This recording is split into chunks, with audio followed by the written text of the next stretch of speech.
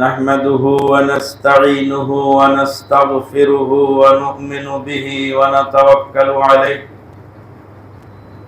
ونعوذ بالله من شرور أنفسنا ومن سيئات أعمالنا من يهده الله فلا مضل له ومن يضلل فلا هادي له وأشهد أن لا إله إلا الله وحده لا شريك له وأشهد أن محمدا عبده ورسوله الذي أرسله بالحق بشيرا ونذيرا وداعيا إلى الله بإذنه وسراجا منيرا أما بعد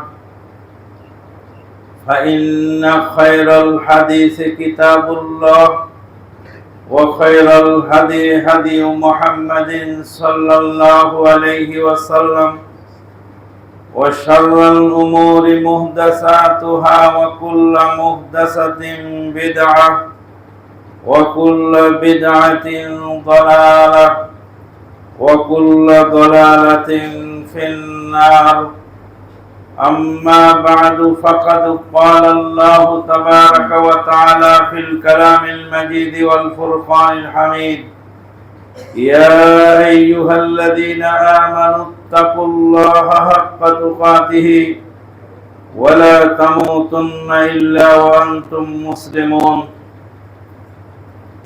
يا أيها الناس اتقوا ربكم الذي خلقكم من نفس واحدة وخلق منها زوجها وبث منهما رجالا كثيرا ونساء واتقوا الله الذي تساءلون به والأرحام إن الله كان عليكم رقيبا يا أيها الذين آمنوا اتقوا الله وقولوا قولا سديدا يصلح لكم أعمالكم ويغفر لكم ذنوبكم ومن يطع الله ورسوله فقد فاز فوزا عظيما أما بعد فقد قال الله تبارك وتعالى ومن يتق الله يجعل له مخرجا ويرزقه من حيث لا يحتسب وقال النبي الأمين صلى الله عليه وسلم بدأ الإسلام غريبا سيعود كما بدأ فطوبى للغرباء أو كما قال عليه الصلاة والسلام إلى آخر الحديث যাবতীয় প্রশংসা সেই মহান আল্লাহ পাকের জন্য যার অশেষ মেহেরবানিতে মাদারীপুর জেলার শিবচর থানা পূর্ব সন্ন্যাসীর চর বিশ্ব রোডের পাশে দুই রোডের মাঝে আল্লাহ পাক একটি মসজিদ নির্মাণ করার এবং সেখানে সহি সুন্নাহ অনুযায়ী কোরআন হাদিস ভিত্তিক সালাতের ব্যবস্থা করার তৌফিক যে আল্লাহ পাক দিলেন তারই বারগাহে শুকরিয়া আলহামদুলিল্লাহ। দরুদ ও সালাম বর্ষিত হোক সেই নবী মুহাম্মদুর রাসূলুল্লাহ সাল্লাল্লাহু আলাইহি ওয়াসাল্লামের প্রতি যিনি উম্মতকে কিয়ামত পর্যন্ত আগত সকল প্রকার ফিতনা সম্পর্কে সজাগ করে গেছেন এবং উম্মতকে কোরআন এবং সহি সুন্নাহ দুইটি আমানত রেখে গেছেন। ঐতিহাসিক বিদায় হজের ভাষণে তিনি বলে গেছেন তারাকতু ফিকুম আমরাইনি লান তাদিল্লু মা তামাসসাকতুম বিহিমা, তোমাদের জন্য দুটো জিনিস আমানত স্বরূপ রেখে গেলাম, যতদিন এই দুটো জিনিস আঁকড়ে ধরবে লান তাদিল্লু, কোশ্চিন কালেও তোমরা পথভ্রষ্ট বিভ্রান্ত হবে না। কোরআন এবং সহিহ সুন্নাহ নবী সাল্লাল্লাহু আলাইহি ওয়াসাল্লাম রেখে গেছেন। নবী সাল্লাল্লাহু আলাইহি ওয়াসাল্লামের জামানা থেকে এখন পর্যন্ত কোরআন এবং সহিহ সুন্নাহর ধারক ও বাহক পৃথিবীর বিভিন্ন অঞ্চলে রয়েছে, কিয়ামত পর্যন্ত থাকবে। নবী সাল্লাল্লাহু আলাইহি ওয়াসাল্লাম বলছেন, লা তাযালু তায়ফাতুম মিন উম্মতি যাহিরিনা আলাল হক লা ইয়াদুররুহুম মান খাযালাহুম ওয়া ফি রাওয়ায়াতিন মান খালাফাহুম হাত্তা ইয়াতি আমরুল্লাহি ওয়া হুম কাযালিক। আমার উম্মতের মধ্যে একদল লোক থাকবে যারা হকের উপরে বিজয়ী থাকবে, যাহিরিন আলাল হক, হকের উপরে বিজয়ী থাকবে। লা ইয়াদুররুহুম মান খাযালাহুম, তাদেরকে যারা অপমান করবে, অপমান করে তাদেরকে দমাতে পারবে। ওয়া ফি রাওয়ায়াতিন খালাফাহুম, বিরোধিতা করেও দমাতে পারবে না। পৃথিবীর সবাইকে দমানো যায়, কিন্তু কোরআন ও সহিহ সুন্নাহর অনুসারীকে দমানো সম্ভব নয়। দুনিয়াবি স্বার্থে মানুষের ফতোয়া উলট পালট হয়ে যায়। দুনিয়াবি সামান্য স্বার্থে এক শ্রেণীর আলেম ওলামা আছেন যাদের ফতোয়া চেঞ্জ হয়, কিন্তু কোরআন হাদিসের যারা অনুসারী, একজন সাধারণ মানুষও যদি হয়, একজন জেনারেল শিক্ষিত লোকও যদি হয়, একজন ক্ষেত কামলাও যদি হন, একজন কৃষকও যদি হন, একজন লেবার শ্রেণীর লোকও হন, তাকে দুনিয়ার কোনো লোভ লালসা, দুনিয়ার কোনো বাধা বিপত্তি ভয় দেখিয়ে দমানো যায় না। হকের উপরে বিজয়ী থাকবেন তারা। জি হ্যাঁ, হকের বিজয় তো টুডে অর টুমরো হবেই এবং হতেই থাকবে, যার জ্বলন্ত প্রমাণ আমরা গত রমাদানের আগে সচক্ষে দেখতে পেলাম।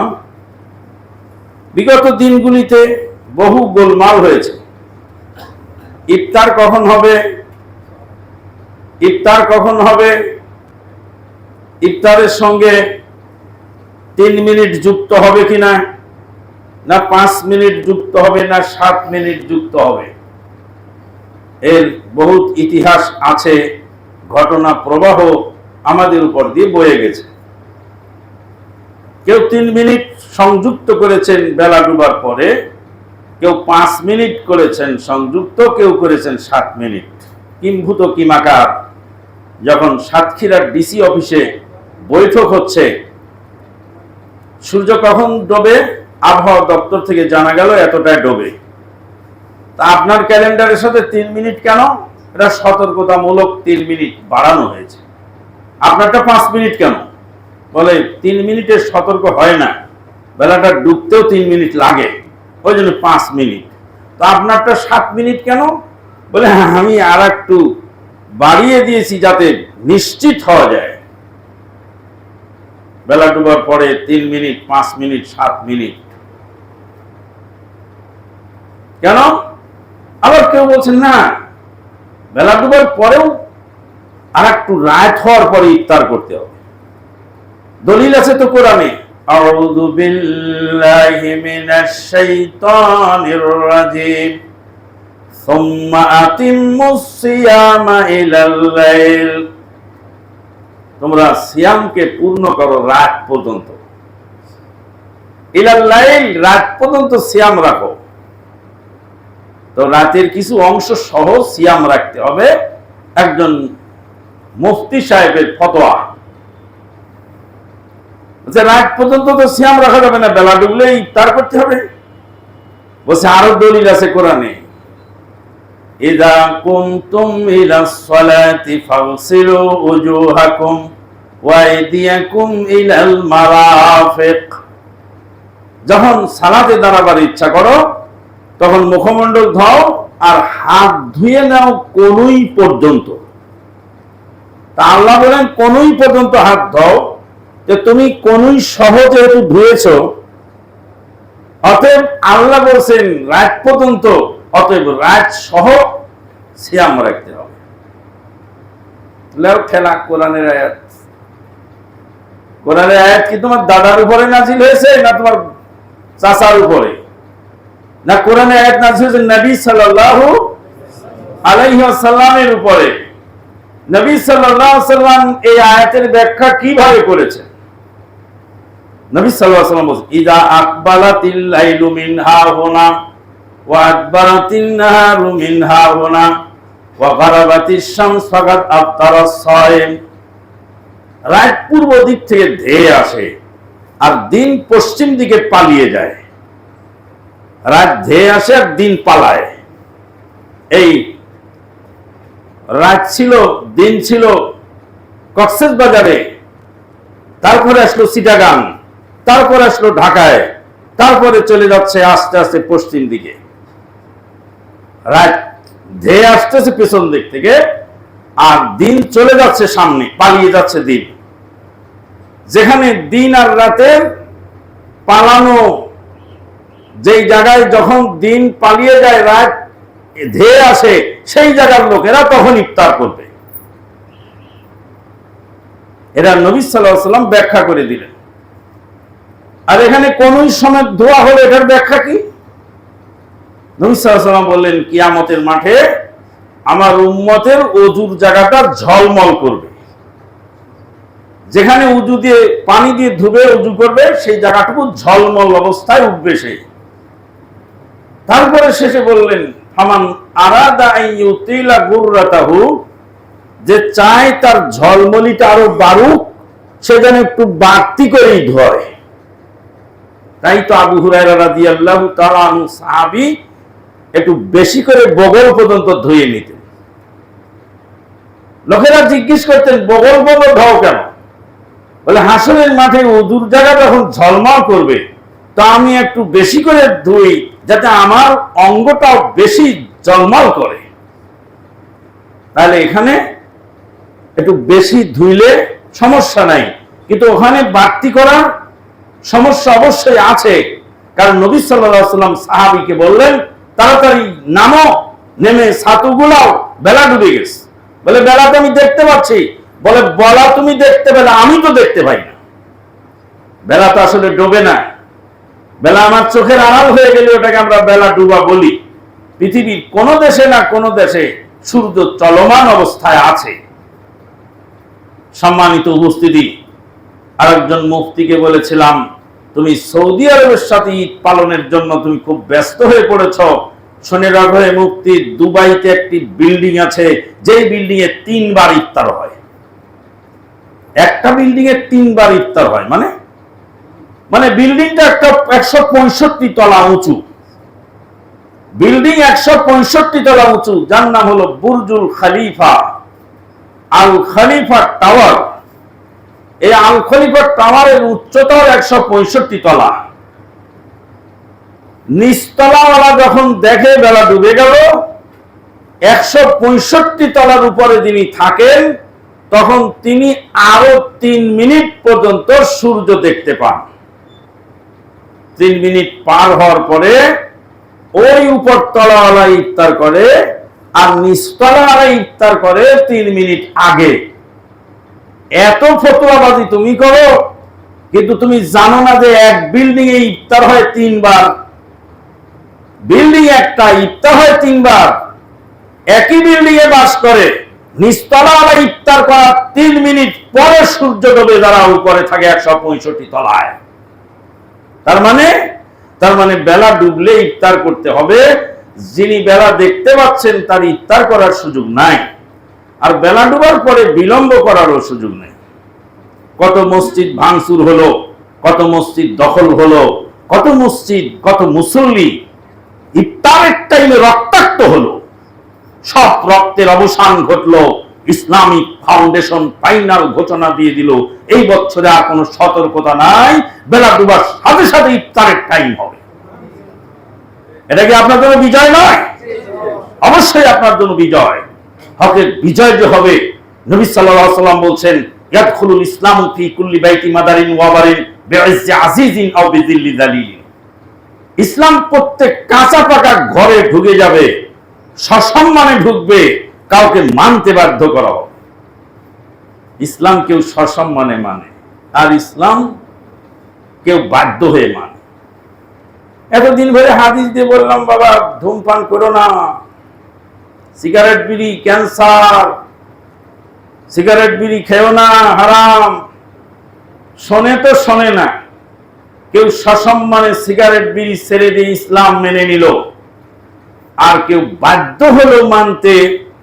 ডাক্তার বললেন যে আপনি ধূমপান এক টান মারবেন আর আপনার মরণ অনিবার্য, আপনার ফুসফুস আপনার লাংস অর্ধেক পচে গেছে আর অর্ধেক আছে, সিগারেট আগে বন্ধ করুন, তারপর আমার ওষুধ খাবেন, আর যে ডায়েট দিয়ে দিলাম এগুলি কন্ট্রোল করে চলে। আল্লাহর ফয়সালা থাকলে হয়তো আপনি বাঁচতেও পারেন, না হলে আপনার মরণ অনিবার্য। সিগারেট এখন ছেড়ে দিয়েছে লোকটা। নবী সাল্লাল্লাহু আলাইহি ওয়াসাল্লামের হাদিস সত্যতায় পরিণত হয়েছে। নবী সাল্লাল্লাহু আলাইহি ওয়াসাল্লাম বলেছেন কেউ ইচ্ছা করে মানবে আর কাউকে বাধ্য করা হবে মানতে। এ লোকটা তো ঠেলায় পড়ে এখন সিগারেট ছাড়ছে, এমনি তো আর ছাড়েনি। সম্মানিত উপস্থিতি, আজকে এই যে একটা মসজিদ, যে আল্লাহ পাকের অশেষ মেহেরবানিতে আপনি এত তাড়াতাড়ি এত সুন্দর একটা রেডিমেড মসজিদ পেয়ে গেছেন, আলহামদুলিল্লাহ। আমি তো দেখে আমার মাথায় নষ্ট, এত সুন্দর জায়গা, একদম হাইওয়ে, বিশ্ব রোড, এক্সপ্রেস ওয়ে, তারই পাশে আবার পাশে একটা শাখা রোড, তার পাশে একটা মসজিদ, আলহামদুলিল্লাহ। এ তো ওই পাশে আবার রেল লাইন। এটা তো মুসা আলাইহিস সালামের সেই মায়ের চাকরির মতো। মুসা আলাইহিস সালামের মা চাকরি করলো কার বাড়িতে? ফেরাউনের বাড়িতে। বেতন দেয় কে? ফেরাউন। খায় কোথায়? ফেরাউনের রাজপ্রাসাদে। থাকে কোথায়? রয়্যাল প্যালেসে। থাকার দ্বারা রয়্যাল প্যালেস, বেতন হলো রয়্যাল স্কেল, খাওয়াটা হলো রাজকীয়, আর ডিউটিটা কি? নিজের বাচ্চাকে নিজে দুধ পান করাবে, এটা হলো তার ডিউটি। মুসা আলাইহিস সালামের মা বাড়িতে যখন ছেলেকে দুধ পান করায়, আর ফেরাউনের লোক এসে কোলের শিশু কেড়ে নিয়ে চলে যায়, জালেমেরা বোঝে না।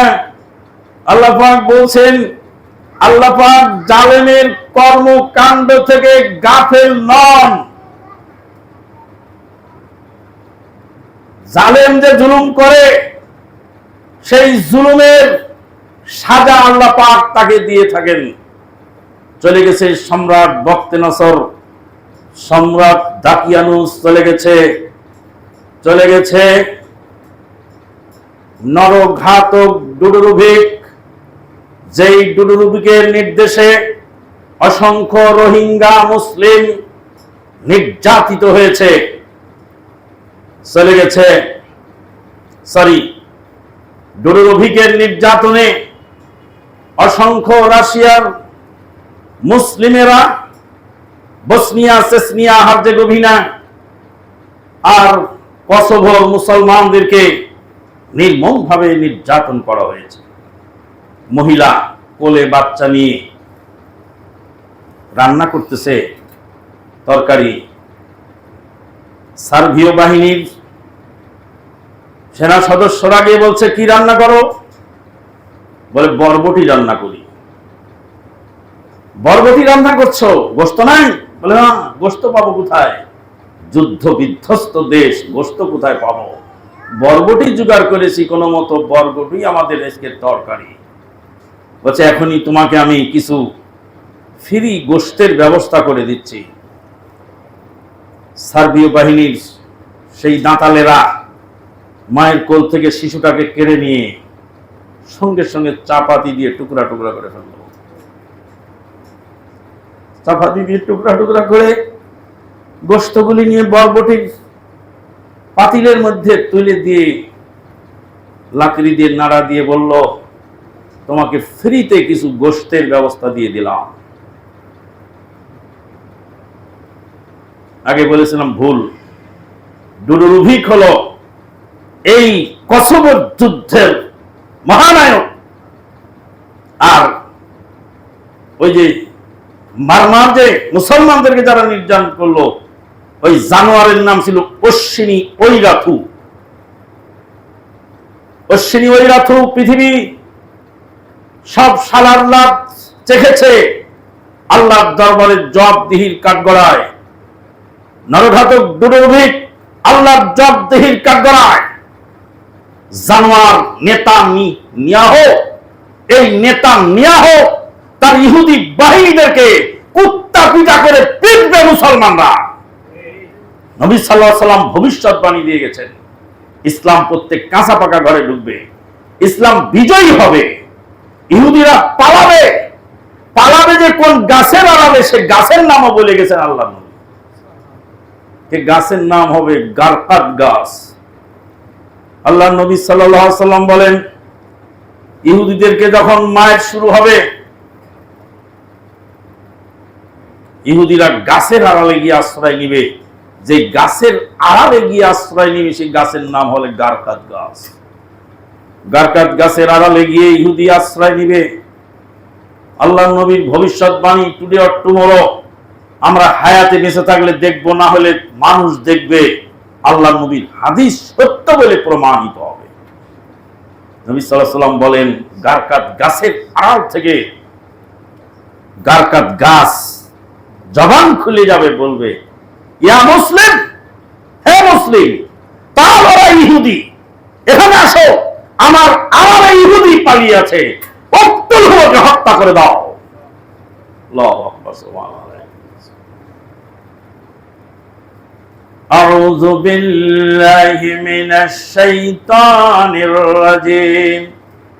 ইয়া আইয়ুহাল্লাযীনা আমানু কুনু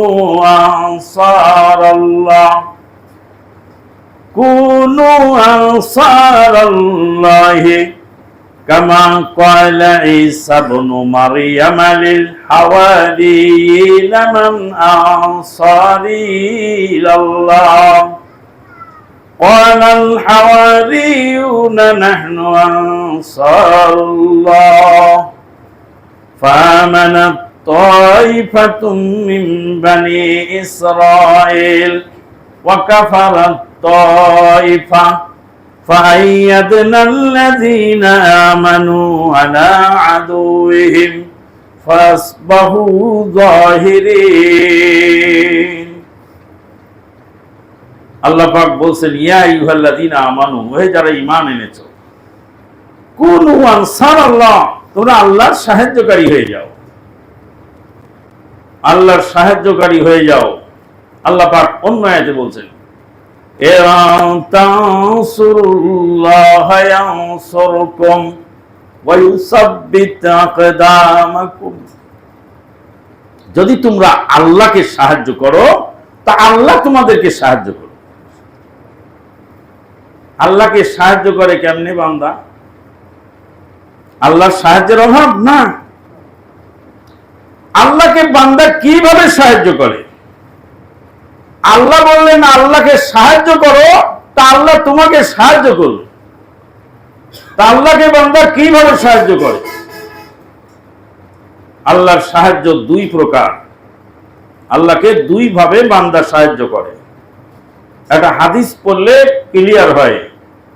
নবী সাল্লাল্লাহু আলাইহি ওয়াসাল্লাম বলেন, হাসরের ময়দানে আল্লাহ বান্দাকে ডাকবেন, ডেকে বলবেন, আমি তো অসুস্থ ছিলাম, তা আমার শুশ্রূষা করোনি কেন?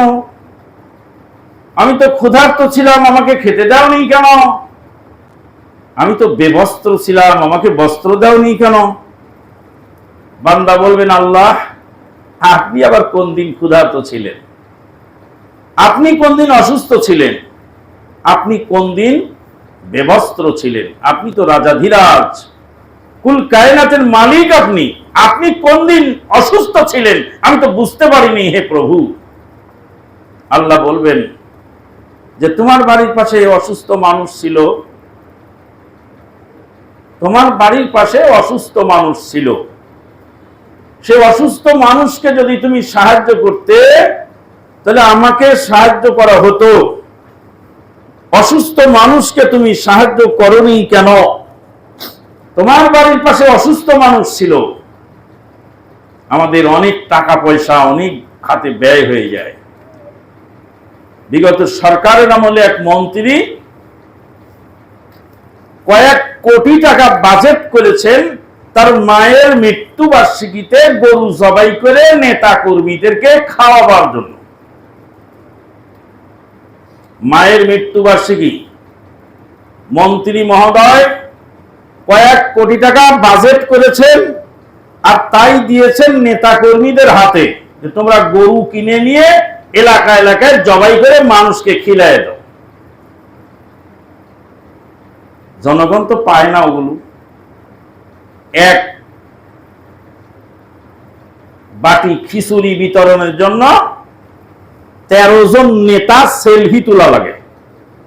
মানে এক মগ খিচুড়ি দিচ্ছে একজন বিধবা মহিলাকে, আর 13 জন নেতা আসছে ছবি উঠাবার। একেই বলা হয় গরু মেরে জুতা দান।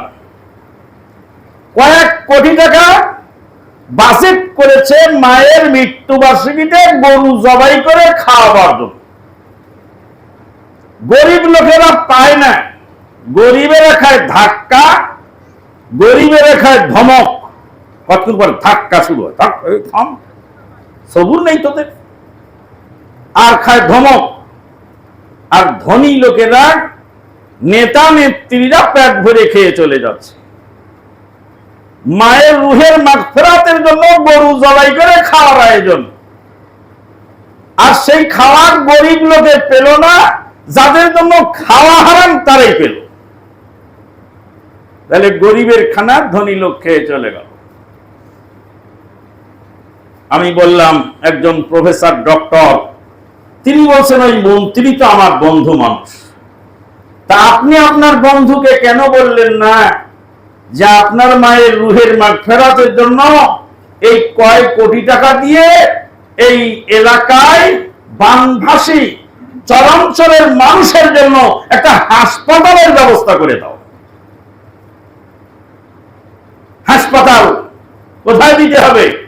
বানভাসী এলাকায়, চরাঞ্চলে, যেসব অঞ্চলে চিকিৎসার সুব্যবস্থা নাই সেখানে দিতে হবে। বাংলাদেশ ঘুরে ঘুরে দেখি, চাঁপাই নবাবগঞ্জ গেলাম পদ্মা নদীর ওই পারে, সেখানে বিদ্যুৎও নাই, সেখানে যাতায়াত রাস্তাও নাই। মানুষ নদীতে নৌকায় পার হয়ে ওই পারে যায়, চরাঞ্চলে মানুষ বাস করে। জিজ্ঞেস করলাম আপনাদের এখানে রুগী আসলে, মানুষ অসুস্থ হলে কিভাবে নেন? বলছে সালার বস্তার উপরে রুগীকে আমরা শুয়াই দিই, আর সালার বস্তার 4 কোনায় 4টা দড়ি বাঁধি, আর এই দড়ির মধ্যে বাঁশ ভরে দিই, আর বাঁশ ঘাড়ে করে সালার বস্তায় করে বালুর চর হেঁটে নদীর পাড়ে নিয়ে যাই। তারপরে নৌকায় তুলি, কোন রুগী ওপারে যায়, আর কোন রুগী নৌকার মধ্যে শেষ নিঃশ্বাস ত্যাগ করে লাশ নিয়ে ফিরে আসে। এইভাবে চিকিৎসা হয় সেখানে। সেখানে হাসপাতাল তো খুব প্রয়োজন। সরকারি হাসপাতাল নাকি চিটাগাং হবে। আরে চিটাগাংয়ে ধনী লোক, ওখানে সরকারি হাসপাতাল, সিলের অনুদানের হাসপাতাল চিটাগাং কেন হবে? সিলের অনুদানের হাসপাতাল যেটা হবে সেটা বানভাসী এলাকায় হবে, বন্যার কবলিত এলাকায় হবে, গরিব দুঃখী মানুষ যেখানে চিকিৎসা পায় না সেই জায়গায় হবে। বললাম মন্ত্রী মহোদয়, 3 লক্ষ টাকা, 3 কোটি টাকা খরচ করে একটা হাসপাতাল বানাই দিলে কতই উপকার হতো। হাসপাতাল যদি না বানাও, একটা মিল কারখানা ইন্ডাস্ট্রিজ বানাও। একটা মিল কারখানা ইন্ডাস্ট্রিজ যদি চরাঞ্চলে হয়ে যায়, লক্ষ লক্ষ মানুষের কর্মসংস্থান হবে। গরিব মানুষের সেবা করার নাম হলো আল্লাহকে সাহায্য করা, অসহায় মানুষকে দান করার নাম আল্লাহকে সাহায্য করা। আল্লাহ বললেন আমার অসহায় বান্দাকে দিলে আমাকে দেওয়া হতো। 2 নম্বর হলো আল্লাহর দ্বীনকে সাহায্য করা। আল্লাহর দ্বীনকে সাহায্য করলে আল্লাহকে সাহায্য করা হয়। আল্লাহর দ্বীনকে মানুষ কিভাবে সাহায্য করে? আজকে আল্লাহর দ্বীন মানুষ চেনে না, বোঝে না। যেটা দ্বীন নয় সেটাকেই দ্বীন মানুষ মনে করেছে, আর যেটা সঠিক দ্বীন সেটা মানুষ চেনে না, বোঝে না। আমার বাবা মারা গেলে আমি দোয়া করব, রব্বির হামহুমা কামা রব্বায়ানি সাগীরা।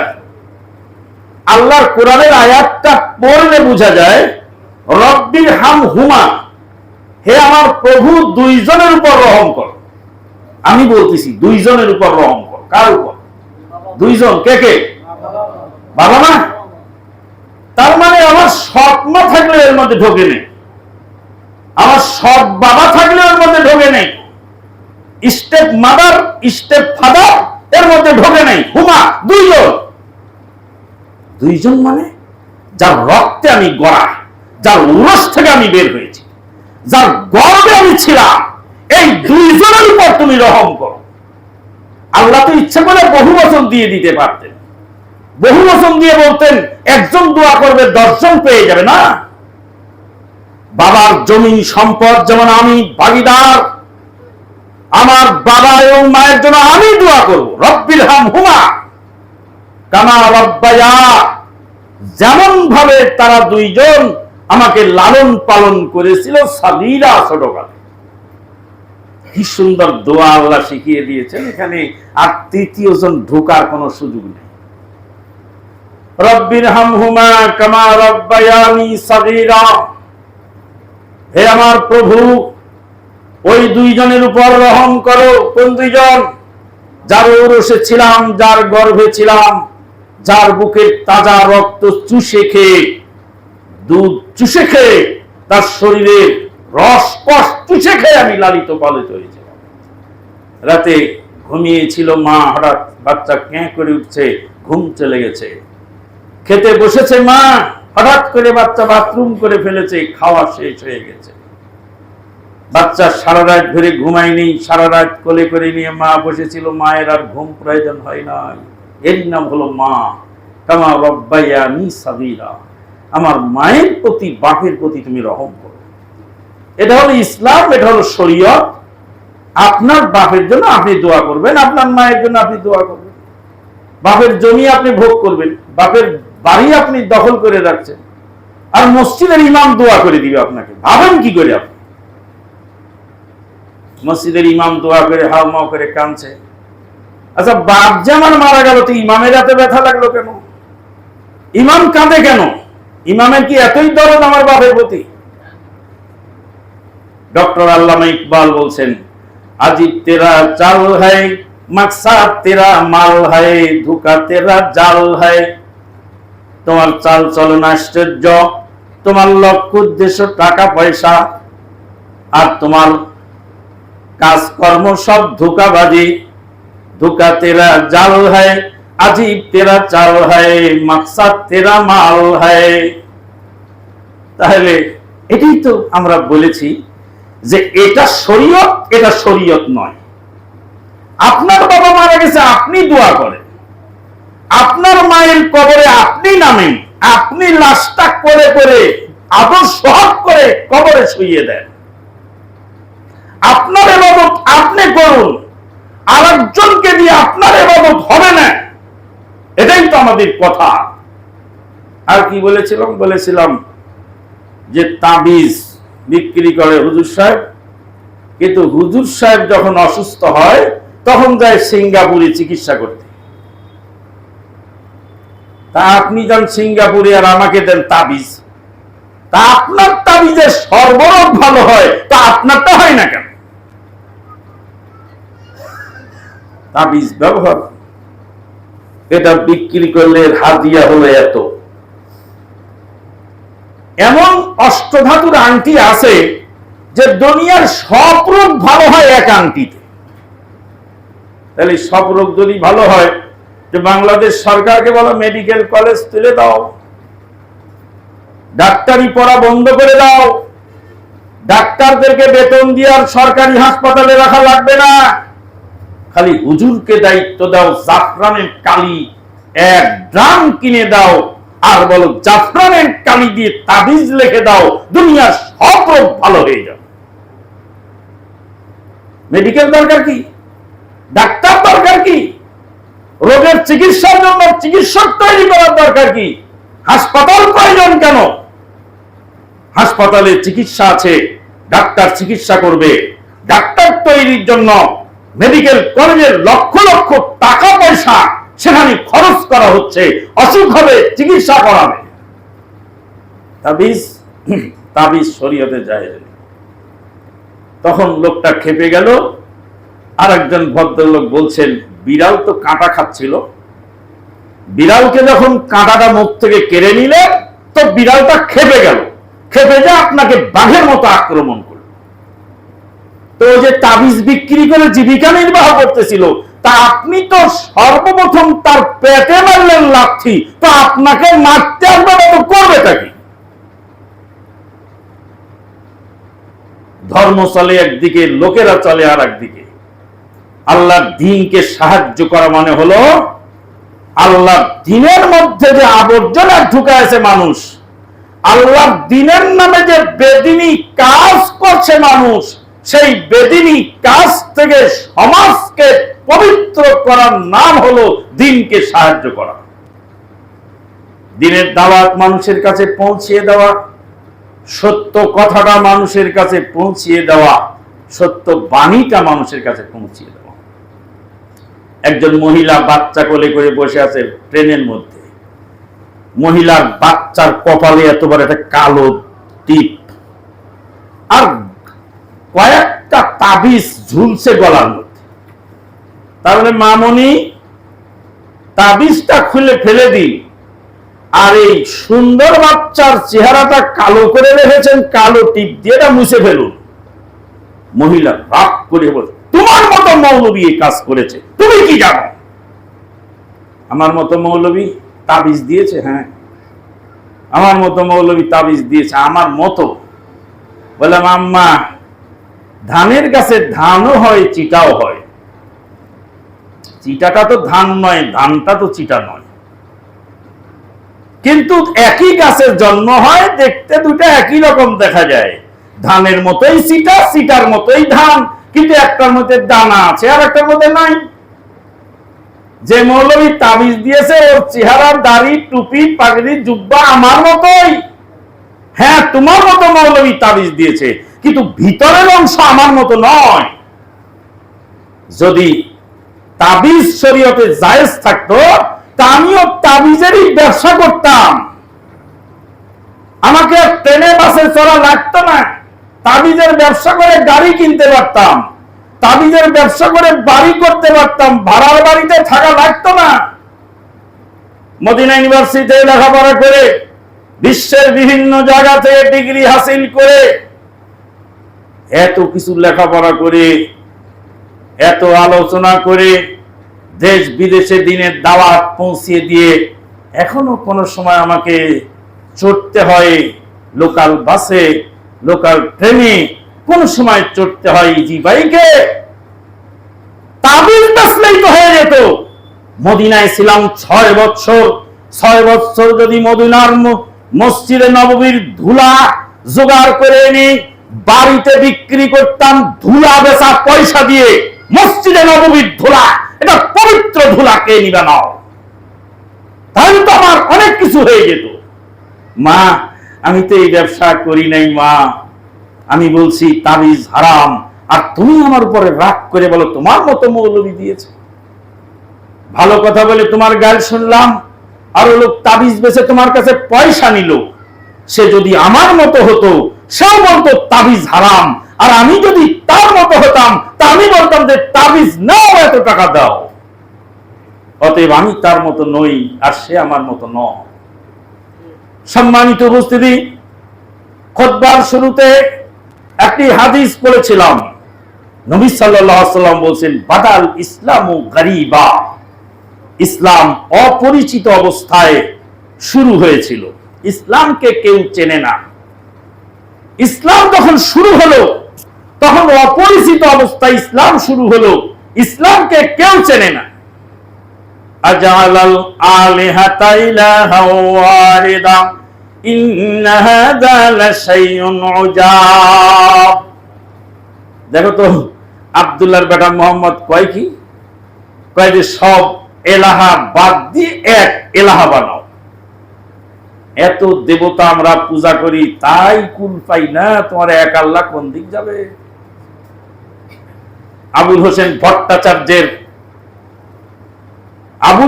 ভট্টাচার্য একজন অমুসলিম ছিলেন, তার নাম ছিল সুদর্শন ভট্টাচার্য। সুদর্শন ভট্টাচার্য ইসলাম গ্রহণ করলেন, বই লেখলেন যে আমি কেন ইসলাম গ্রহণ করলাম। সেই বইয়ের মধ্যে তিনি লিখেছেন, আমি ক্লাস 5-এ পড়ি, একজন মুসলিম টিচারকে বললাম, স্যার আপনাদের আল্লাহ একজন আর আমাদের দেবতা অনেক। এক দেবতা বৃষ্টির দায়িত্ব পালন করে, বৃষ্টি দেয়, আর এক দেবতা রোদের ব্যবস্থা করে, এক দেবতা সূর্য পরিচালনা করে, আর এক দেবতা মেঘ পরিচালনা করে। সব সুখে দুঃখের দেবতা আমাদের আলাদা, সব কাজ আমরা ভাগ করে দিয়েছি। এক দেবতা সূর্যের আলো দেয়, আর এক দেবতা বৃষ্টির পানি দেয়। আর আপনার এক আল্লাহ কোন দিকে যাবে? একজন বলে আল্লাহ বৃষ্টি দাও, আর একজন বলে আল্লাহ রোদ দাও। একজন ধান শুকাতে দিয়েছে, ওর রোদের দরকার, আর একজনের ধান মরে যাচ্ছে, ওর বৃষ্টির দরকার। আপনারা এক আল্লাহ কোন দিকে যাবে? তখন উস্তাদ বললেন, স্যার বললেন সুদর্শন ভট্টাচার্যকে, বলে বাবা সুদর্শন, কর্মী বেশি হলে সমস্যা নাই, কর্তা বেশি হলে গোলমাল লাগে। কর্তা বেশি হওয়া ভালো নয়, যেখানে কর্তা বেশি সেখানে গোলমাল বেশি। আল্লাহ পাক বলছেন, আসমান জমিনে যদি দুইজন প্রভু থাকতো তাহলে গোলমাল লেগে যেত। একজন বলবে যে বৃষ্টি দাও, আর একজন বলবে রোদ দাও, দুইজনে মারামারি লেগে যাও। এক দেবতা সূর্যের আলো দিবে, আর এক দেবতা বৃষ্টি নাজিল করবে, দুই দেবতার গোলমাল লাগবে। বাবা সুদর্শন, কর্তা একজন হওয়া ভালো, তাই আমি এক আল্লাহর ইবাদত করি। সুদর্শন ভট্টাচার্য বলছেন, ক্লাস 5-এ আমার স্যার যে আমাকে কথাটা বললেন, তাওহীদের বীজ আমার দিলের মধ্যে বপন করলেন।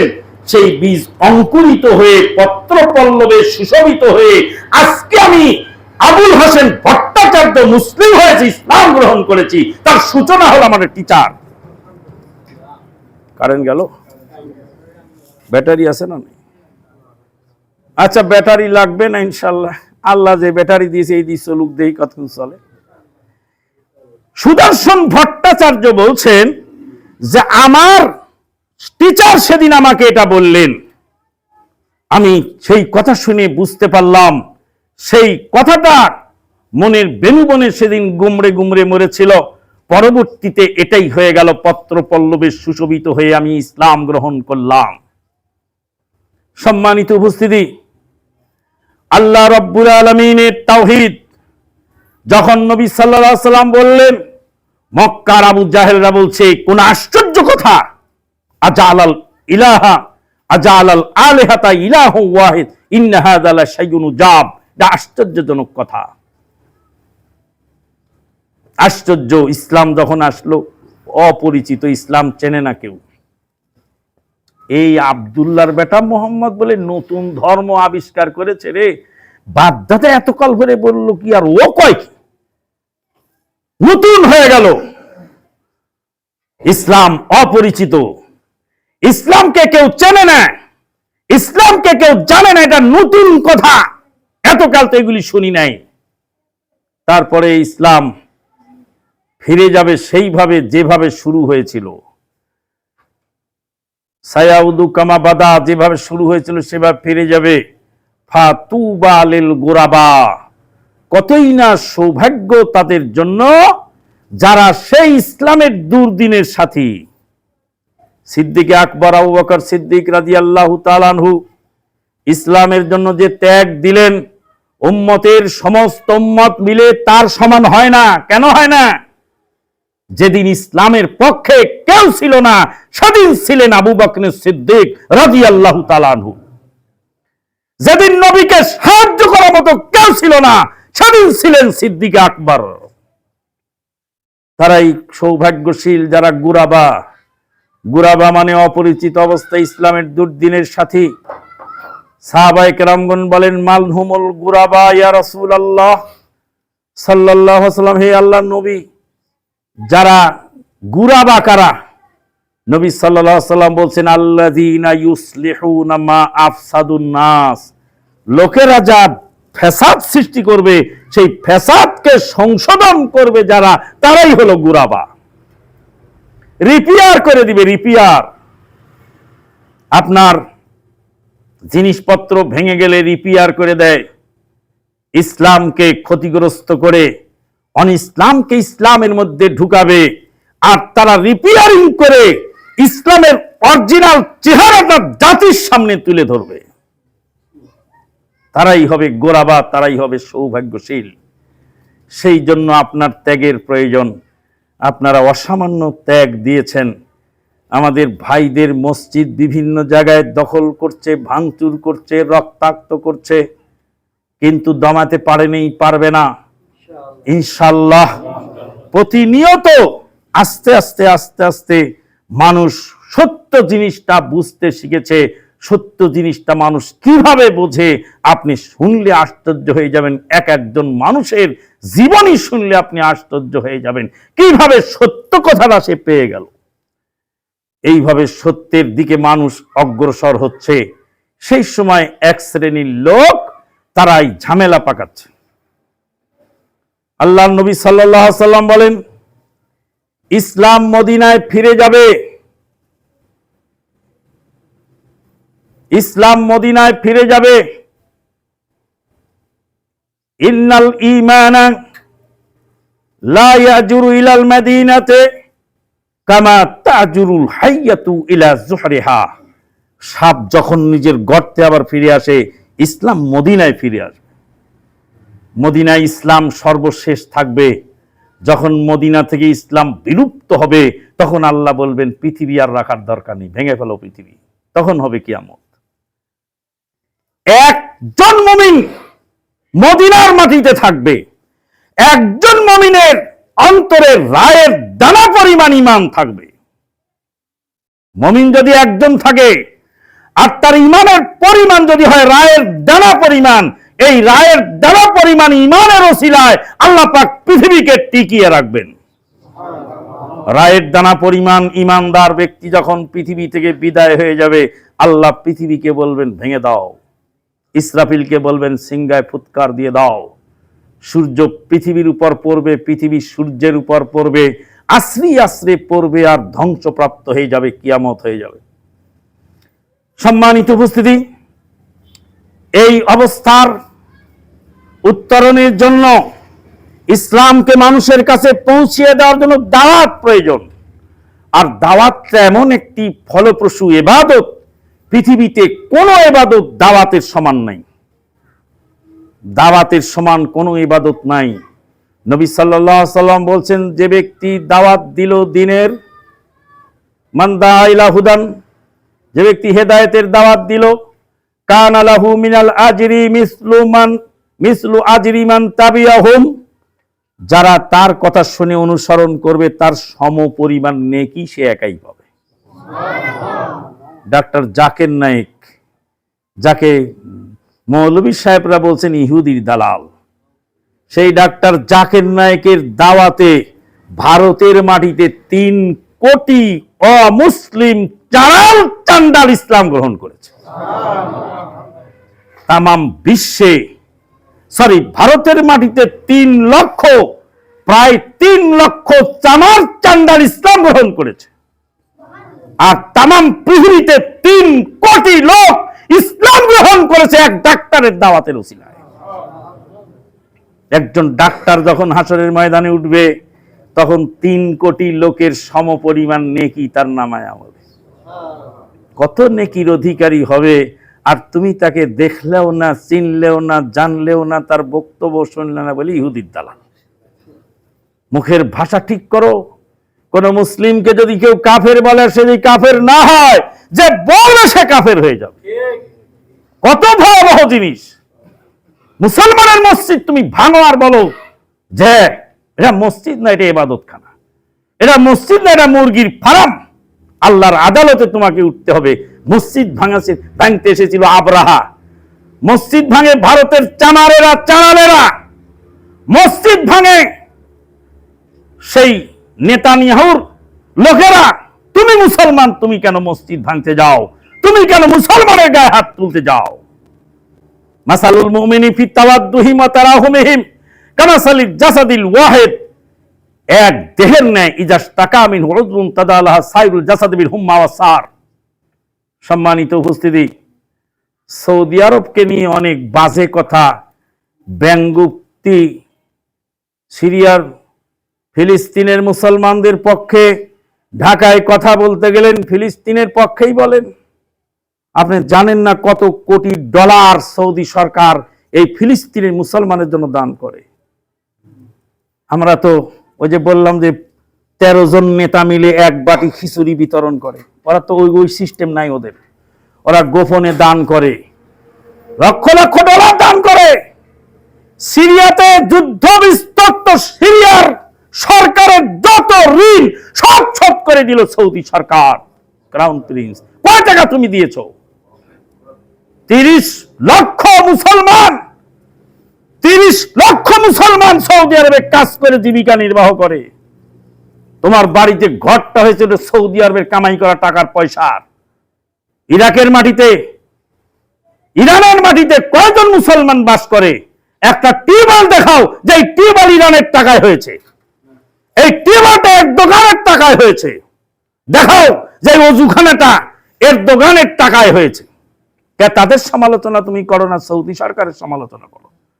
সৌদি সরকার সম্পর্কে তুমি জানো না?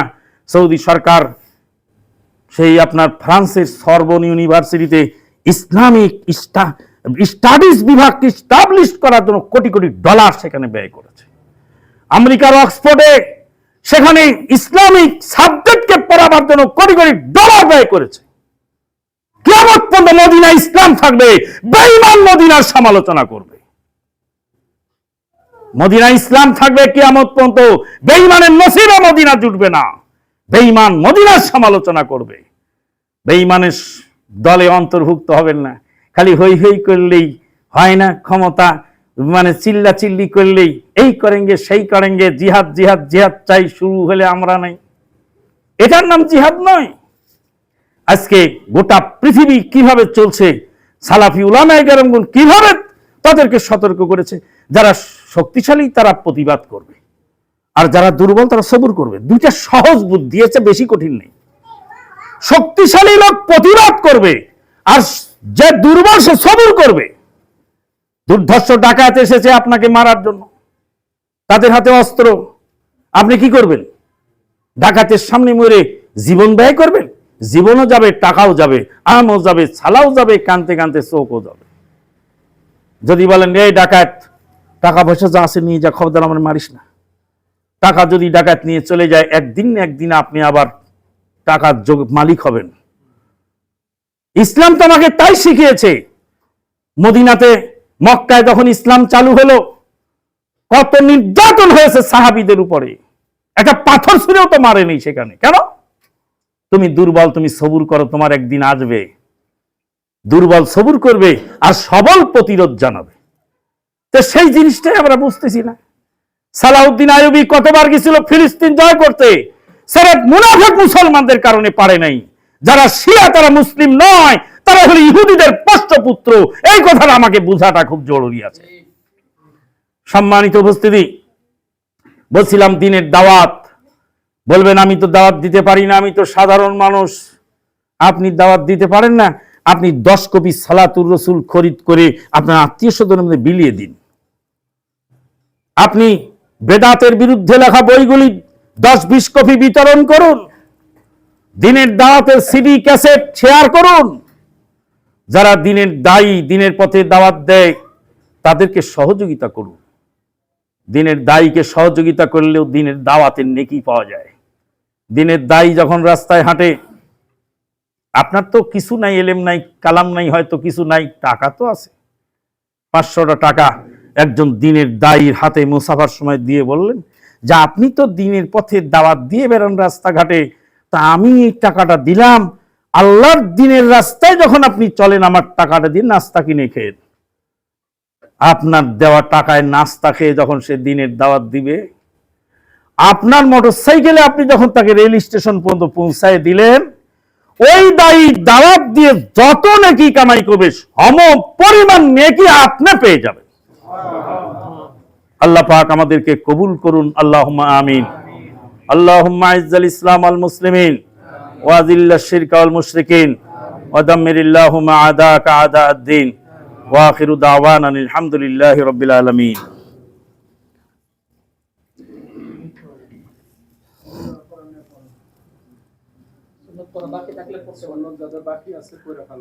আলহামদুলিল্লাহ আলহামদুলিল্লাহি কাফা ওয়া সালামুন আলা ইবাদিহিল্লাযীনা ইসতাফা, আম্মা বা'দ, ফাআউযু বিল্লাহি মিনাশ শাইতানির রাজীম।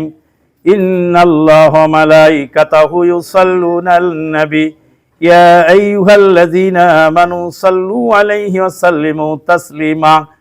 আল্লাহুম্মা আইজ্জাল ইসলাম ওয়াল মুসলিমিন ওয়া যিল্লাশ শিরকা ওয়াল মুশরিকিন ওয়া দাম্মিরিল্লাহুম্মা আদাকা আদা'আদ-দ্বীন واحمي حوزة الإسلام والمسلمين يا أرحم الراحمين. اللهم أعز الإسلام والمسلمين في فلسطين. اللهم أعز الإسلام والمسلمين في كشمير. اللهم أعز الإسلام والمسلمين في سوريا وبورما. اللهم أعز الإسلام والمسلمين في أفغانستان وباكستان. اللهم أعز الإسلام والمسلمين في بنغلاديش. اللهم أصلح أئمتنا وولاة أمورنا. اللهم ارزقهم بطانة صالحة يا أرحم الراحمين. اللهم عليك باليهود الغاصبين. اللهم دمر ديارهم وخرب بنيانهم وزلزل أقدامهم وانزل بهم باسك الذي لا ترده عن القوم المجرمين. اللهم اجعل هذا البلد آمنا مطمئنا رخاء سخاء وسائر بلاد المسلمين. رب ارحمهما كما ربياني صغيرا. رب ارحمهما كما ربياني صغيرا. اللهم اغفر للمؤمنين والمؤمنات والمسلمين والمسلمات والأحياء منهم والأموات إنك سميع قريب مجيب الدعوات. اللهم اغفر لحينا وميتنا وشاهدنا وغائبنا وصغيرنا وكبيرنا وذكرنا وأنثانا. اللهم من أحييته منا فأحيه على الإسلام ومن توفيته منا فتوفه على الإيمان. اللهم لا تحرمنا أجره ولا تفتنا بعده برحمتك يا أرحم الراحمين. سبحان ربك رب العزة عما يصفون وسلام على المرسلين والحمد لله رب العالمين.